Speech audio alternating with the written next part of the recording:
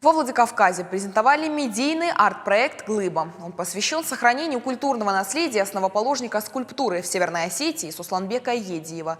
Скульптор-примитивист родился в отдаленном горном селении Ход в 1865 году. Он всегда изучал народное творчество, сохранял и развивал его традиции. При этом его работы стали основой для современной осетинской скульптуры. Проект «Глыба» – своего рода рассказ о судьбе мастера и его наследии через видеоинсталляции. Уникальный аудио-видеоматериал показывает работы Сусланбека Едиева. Скульптуры, чаши, уникальные резные деревянные трости.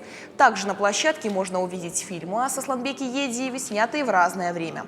Авторы проекта Эльбрус Дзабиев, Ирина Каргинова и Ольга Баскаева реализуют при поддержке Фонда президентских грантов.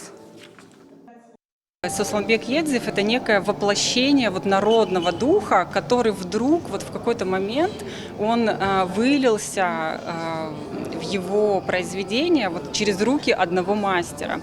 И сейчас, когда я тоже стала углубляться в эту тему, расшифровывать какие-то знаки, я для себя очень много нового открыла, очень много символов, их значений. И на самом деле это очень интересно понимать, что простой какой-то орнамент или простой какой-то символ, он уходит просто корнями в глубокую древность. Для большинства жителей Осетии имя Сусланбека Едиева неизвестно, как и его творчество. Поэтому цель проекта – познакомить с ним жителей республики и особенно молодежь.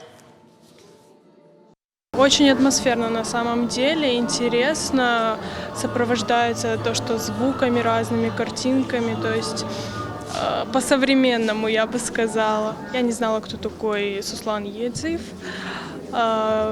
Только здесь и прямо сейчас с ним познакомилась. Очень интересно на самом деле.